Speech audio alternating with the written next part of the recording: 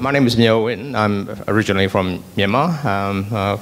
An adjunct lecturer from Charleston University. I worked there for 23 years in agriculture engineering. So you have the same background as your dad. First, as a comment to Scott, I agree with you. I think we should be looking at not $1. We should be looking at less than 1 meal per day or less than 1 liter per day. That should be a standard because a lot of people can't have 1 meal a day. And question to Mr. Rudd. Regarding the goal 1, 7, and 8, eradication extreme poverty and hunger, I think we are not talking a lot about agriculture. See, even the AUS8, ACR has got sanctions on Burma. When they put sanctions, I think poor people suffer more than the generals. The generals don't care. And I've been working very closely with the people there. My dad was also an agronomist, retired long time ago.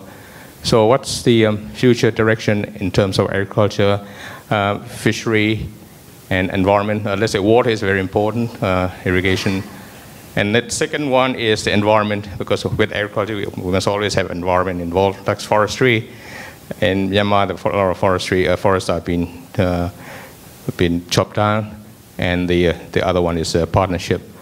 We are not having a great partnership because of the generals there, but we like to have partnership with the people down there, not with up there.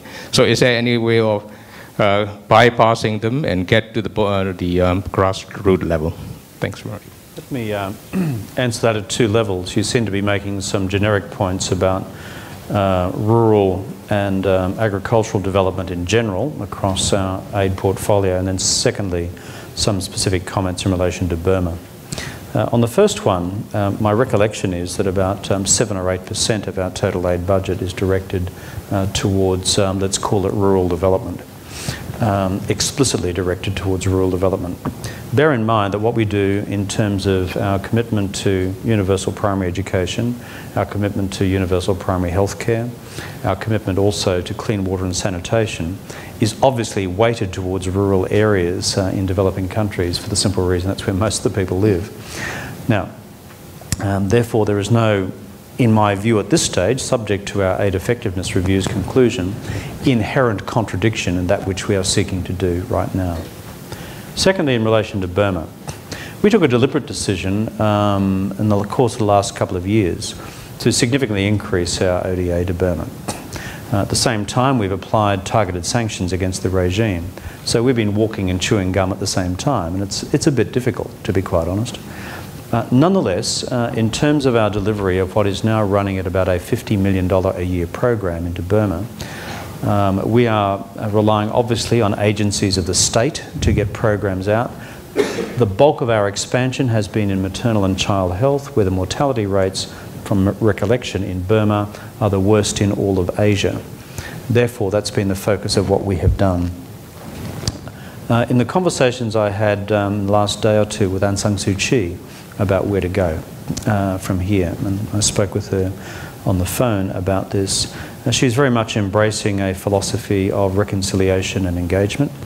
I've said publicly, prior to speaking with her, after her release, that we, the Australian government, will be very attentive to the lead given by Burmese democratic political leaders, including Aung San Suu Kyi.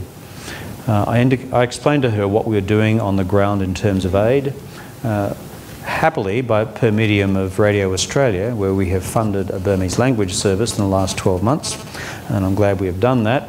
She knew what we were doing through the aid program, so I'm always delighted when these things actually work. It's further proof of the existence of God. But anyway, sometimes you put all these inputs in there and you just wait for the outcomes to occur. And she strongly encourages us continuing and expanding those programs on the ground. The simple reason is, quite apart from the processes of democratic political transformation in Burma, which has had a vexed history since 1962, we have an overwhelming moral obligation to assist the good people of Burma lead a better life than they currently have. And Aung San Suu Kyi is highly supportive of that. So therefore, you'll see us continue to expand our aid program with Burma. There will be a large emphasis on rural and regional areas, given the huge proportion of the population which lives outside Rangoon and Mandalay, but is actually in rural areas. And we believe we're heading in the right direction but always open to advice about how to do it better.